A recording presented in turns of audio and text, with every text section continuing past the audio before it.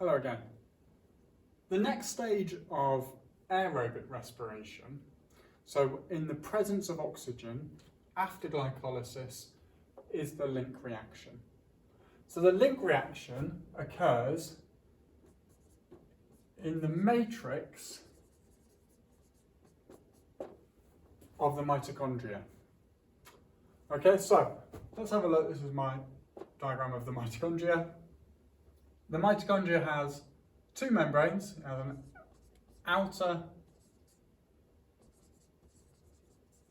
membrane and inner membrane. And as we know, that inner membrane is folded to produce cristae. Inside the inner membrane is the matrix. So the link reaction takes place in the matrix. The pyruvate that was the product of glycolysis is transported into the matrix from the cytoplasm.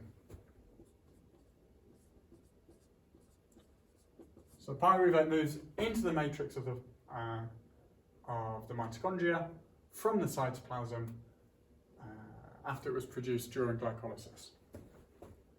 Let's just remind ourselves, so pyruvate is a 3-carbon sugar, and during the link reaction, it first undergoes what's referred to as decarboxylation, or we can say it loses carbon dioxide to form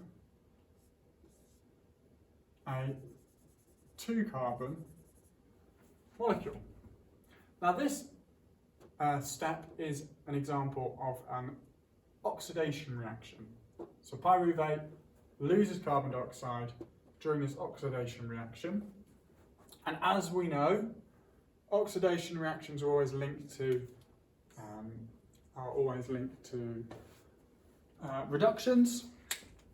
So at the same time as the carbon dioxide is lost, oxidized NAD becomes reduced. It accepts hydrogen and electrons from the pyruvate to produce reduced NAD. The 2-carbon molecule is referred to, sorry, I should have written this at the top. This is pyruvate. Is referred to as acetate. Okay. The acetate is then picked up by a second type of coenzyme. So NAD is a coenzyme. Another coenzyme now collects the acetate. It binds to the acetate, and this second coenzyme is called coenzyme A. Now I think of coenzyme A a bit like a taxi service. So it collects its passenger, which is the acetate, and drops it off at the next stage of aerobic respiration, which is the Krebs cycle. So acetate and coenzyme combine to produce this 2-carbon molecule carried by the coenzyme A, and this molecule is referred to as acetyl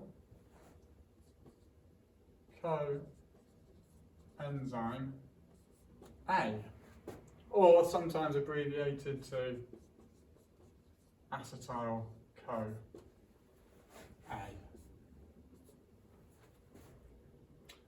So let's just remind ourselves then of the products of the link reaction. Glycolysis, if you remember, begins with one glucose molecule. That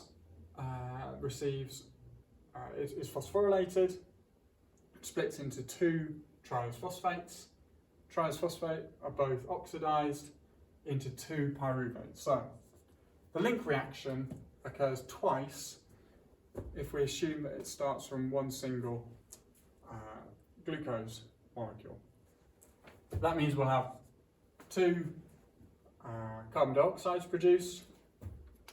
There will be two oxidized NADs reduced to form reduced NAD. There will be two acetates, and eventually two acetyl coenzyme A molecules are produced. So the net products from the link reaction are two acetyl-CoA. The acetyl-CoA is transported to the next stage of respiration, the Krebs cycle, and two reduced NADs. Reduced NAD goes on to the final stage of aerobic respiration called oxidative phosphorylation. And we have two waste products. So two carbon dioxide molecules are released. Carbon dioxide then diffuses out of the matrix into the cytoplasm, out of the cytoplasm, out of the cell, and transported out of the organism. Okay, so acetyl coenzyme A will move into the next stage of aerobic respiration, which is the Krebs cycle.